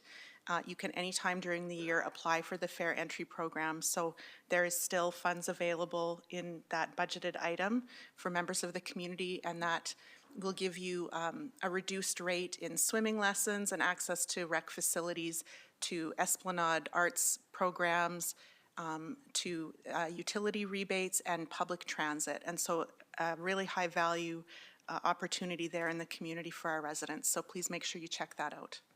Thank you, Councillor Van Dyke. Councillor Robbins.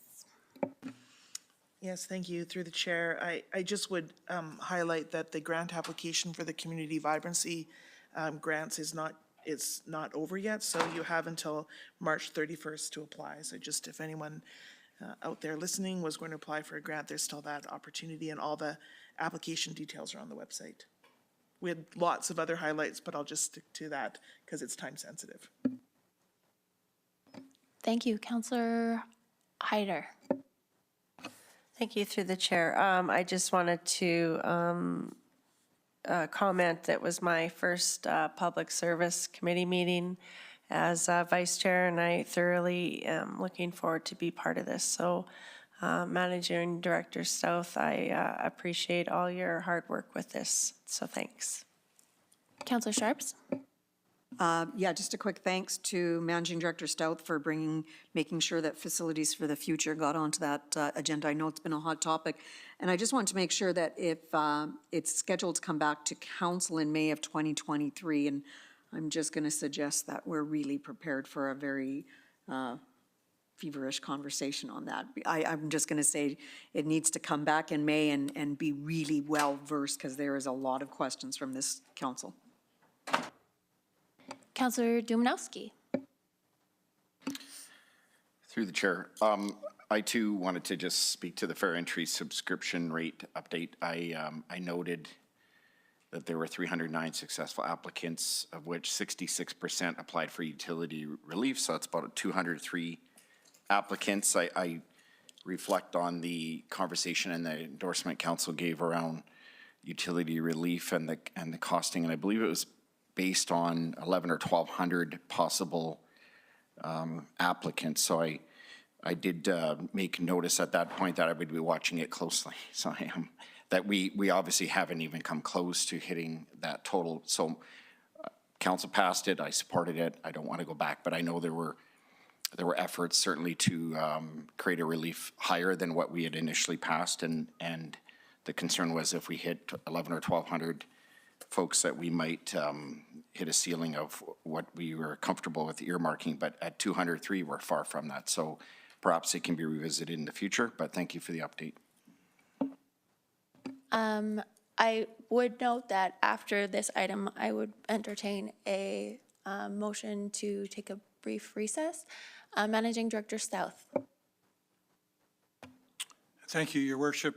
Through the chair to Councillor Sharp and the rest of council, I just want to point out that the Facilities for the Future project is a comprehensive project, taking a look at how our recreational facilities fit our demographics as we move from now to far into the future.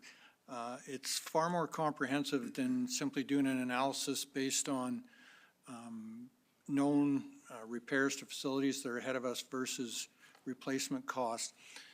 So our timeline does show that we'll be back in front of council at the end of May with Facilities for the Future. But I would like to let council know that do the market study work that we want to do with this project, that it will likely be summer. Thank you for your candor.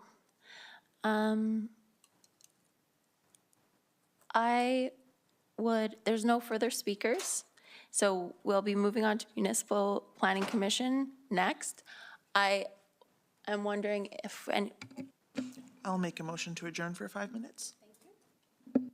seconder? I'll second. Thank you.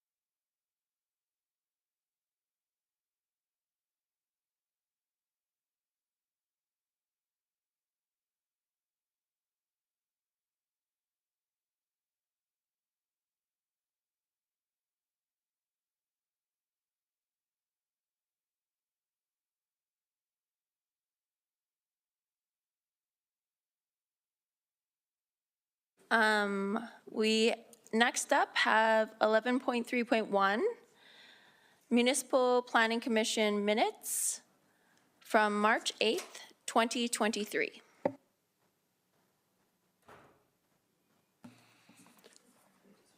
Your worship, this is just for council's information, so if any questions, but we have successive bylaws to introduce. Would you like to give the meeting highlights?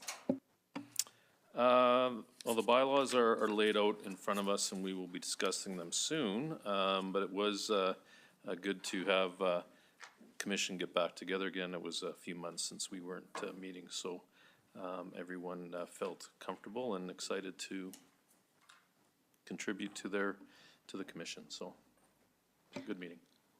Great, thank you. And also, you'll notice, thanks to your suggestion last meeting, we have moved up the meeting highlights. Very good, thank you. Item 3.3.3. Worship, I beg leave to move that council gives first reading to bylaw 4724. Bylaw City of Medicine Hat to amend the land use bylaw to make improvements to definitions and development regulations. And I can ask if there's any clarification. If anyone has any questions, I can give a highlight. I'll second that. Councillor Van Dyke. Yes, thank you. I had a question for, I don't know who, someone will, city manager will figure out who can answer it. It's regarding subsection 5.5.3 on page 113, and it's about the drive-through distancing that's designated, and I wondered what was the previous and how different this is. I know there's a few places in the city where kind of certain times of the day, whether it's supper time at some or kind of like early morning in others, where there will be vehicles that have filled the entire lane and are sitting in roadways and blocking traffic from driving through. And I'm wondering if the changes in this are going to make those allowances smaller or larger, more restrictive, or solve some of those problems. City Clerk Karbuszewski has her name on the speaker's list. Thank you through the mayor. At this point, because this is a first reading of a bylaw that is going through a public hearing process, Councillor Hirsch, as the chair of the Municipal Planning Commission, does have an opportunity to introduce the item and provide some information, but I would advise this council not to ask any questions about the item until the public hearing date. Thank you.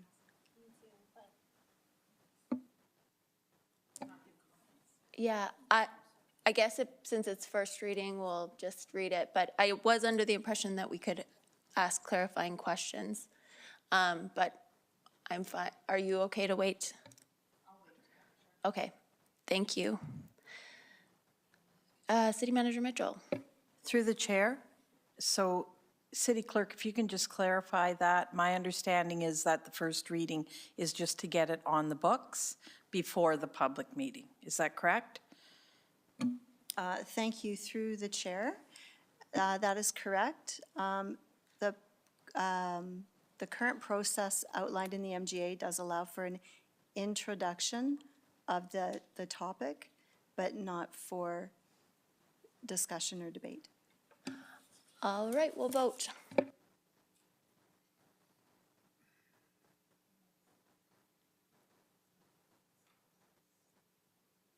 That's unanimous. Moving on to item 11.3.4, bylaw 4770, land use bylaw amendment. And this is also first reading, scheduled for public hearing on April 3rd, 2023. Your worship, I beg leave to introduce and move that bylaw gives first reading to bylaw 4770, bylaw City of Medicine Hat to amend the land use bylaw to rezone the subject property from regional commercial district to medium density residential district. I'll second that. All right, we'll vote.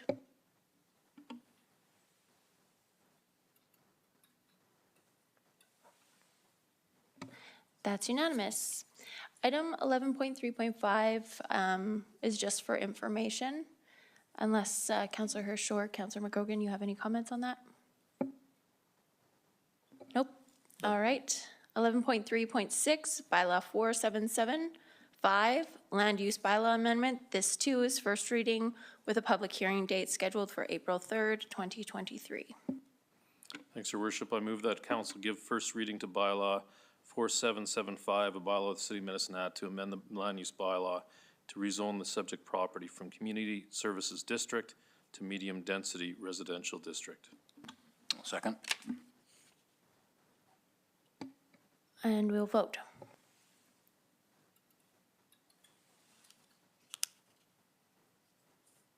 That's unanimous.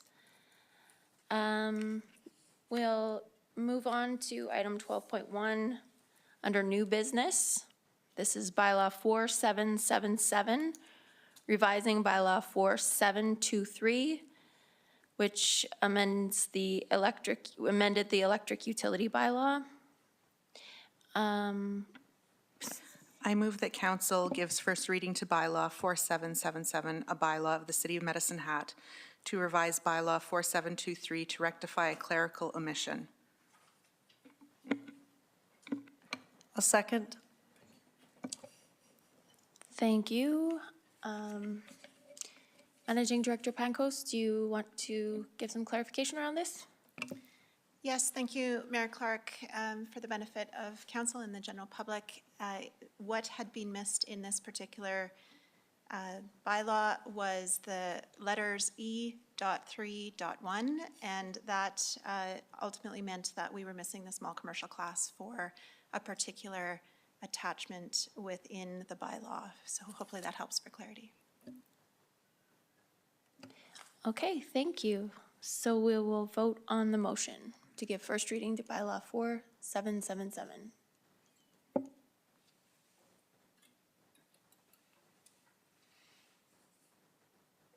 That's unanimous. I move that council give second reading to bylaw 4777. There's a typo there. There's a typo there. Yeah.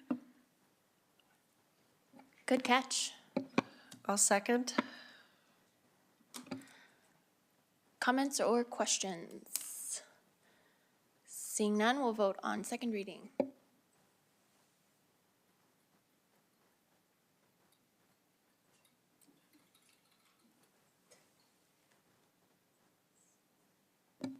And that's unanimous. I move that council unanimously consents to having third reading of bylaw 4777 at this meeting. I will second that. Seeing no speakers, we'll vote on the motion.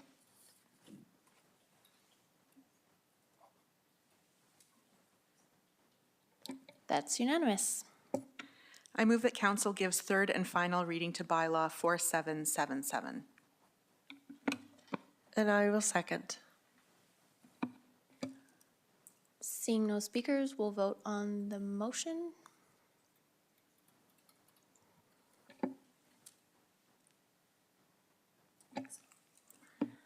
That's unanimous, and bylaw 4777 is passed.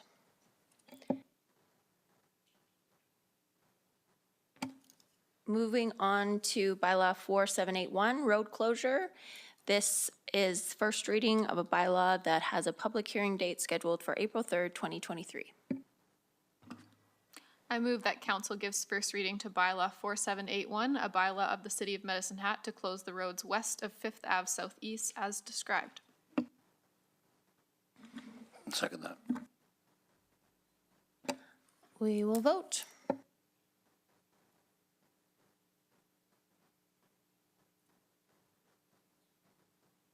And that's unanimous.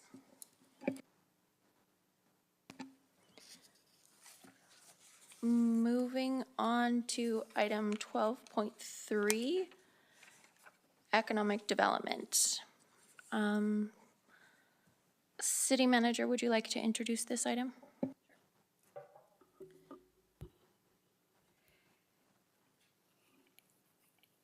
This is on economic development, and it's for information. It does say decision, but it's for information. Should have been corrected. So we're all aware of Invest Medicine Hat, that it's a division of economic development here at the city, and we are aware of the history and the iterations that happened in Invest Medicine Hat.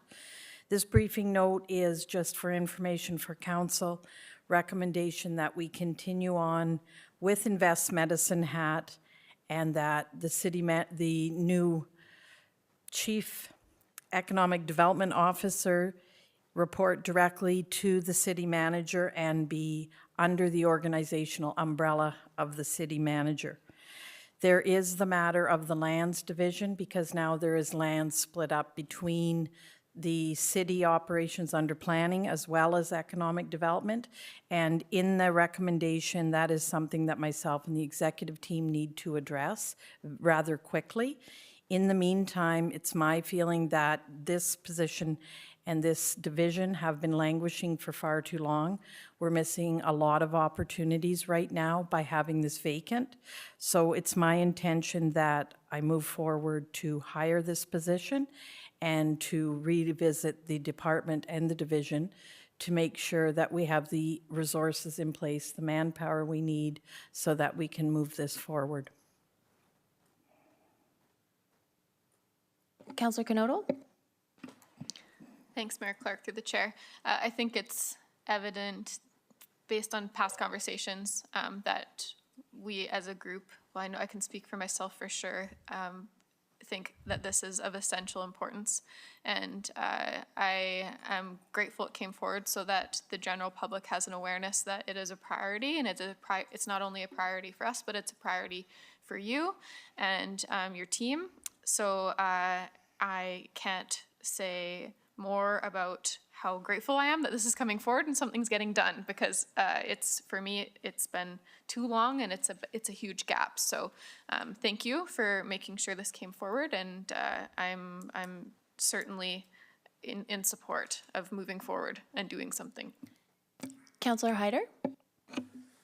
Thank you, through the chair. This is wonderful news to hear, City Manager Mitchell. You and I have had quite a few conversations about economic development and the state it's in our current state it's in the city of Medicine Hat. I am fully supportive of things moving along quickly, and it is a crucial part of our community that has had a lapse. And I fully support Invest Medicine Hat, and I truly believe in the work you're going to do, so you have my support. Thank you very much. And through the chair, I'd just like to say that I completely understand the gravity of the situation. I understand what's happened in the past. I've done a lot of research, talked with council, with stakeholders. I understand how critical it is to get this right and to make sure that the right people are in place so we can move this forward. Thank you. Councillor Sharps? Thank you, City Manager. So I just want to say that right from the word go, I have been very anti-IMH the way it's been set up. So this is the first time I actually have a very positive feeling. The one thing that I've heard and seen about you, rather, is when you say you're going to get something done quickly, you damn well mean it, and thank you. So everything that you said you would do, you have done. So I am 100% going to swallow all my issues and say, let's get her done. You've got my support, 100%. And I'm so glad this is reporting to you. We talk about economic development being important to us, but it was reporting 4 levels or whatever levels down, and that doesn't tell the community that is important to us. So where it reports in an organization tells our community where it reports to the organization. So I think this is going to be amazing. I appreciate the information, and I'm looking forward to you taking this to a different level. Thank you. And through the chair, I just would like to say that if it reports to myself as a city manager, it makes it critical that we're involved at the executive level, and it helps us implement council's strategic vision. Thank you. Councillor Hirsch? Two things, Your Worship. On the agenda, it indicates there's a motion to be had, but I think because our city manager did it for information, we can accept it as is. So I won't make a motion, but I will, the second part, I think it's just a plea for people out in the community. Thanks for your patience. I appreciate the fact that our city manager is on top of things. It is the will of this council, and we do prize and have economic development as a absolute something that we definitely need to be doing within our community. And I guess a stopgap, I would suggest, quite frankly, because it's going to take a bit of runway for us to get up and running. And I've been in business long enough, and I've heard the adage that capital waits for no one. So I think it's important for the people to understand if there is anything that we can assist with, even in the here and now, please reach out to myself, or more specifically to City Manager Ann Mitchell, and I'm sure we can certainly entertain anything that you have in your mind or have a business plan for. So thank you. Councillor Dumanowski? Yeah, Your Worship, I think a lot has been said quite well. I will echo, I guess, the sentiment of the importance of this department and its practicality and utility to keep our city growing and developing, as the mayor has indicated in her address. That we want to grow this community, and growing our tax base is critical, and our population to commensurate. What I want to, I guess, a couple of observations. One, I know there's a sense that there was a stoppage or a pause when it came to economic development. Certainly there were changes that were had. I think those are in many cases quite obvious.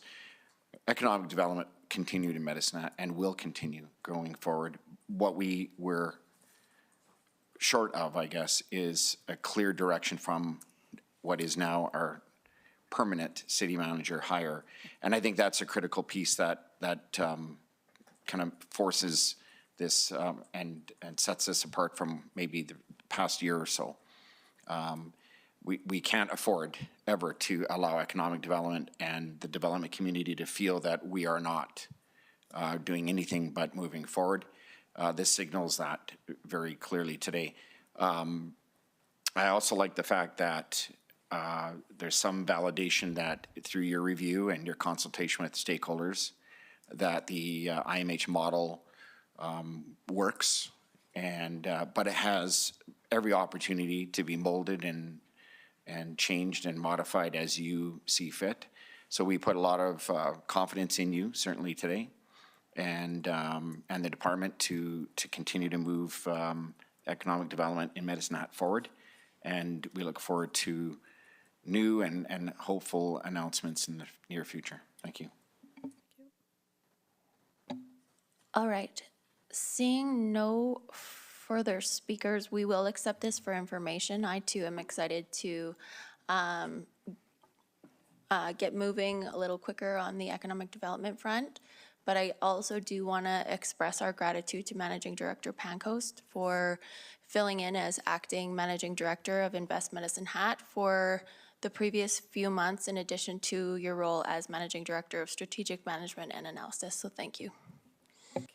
And just to add to that, Managing Director Pancoast isn't quite off the hook because she'll be assisting me through the process. So, thank you.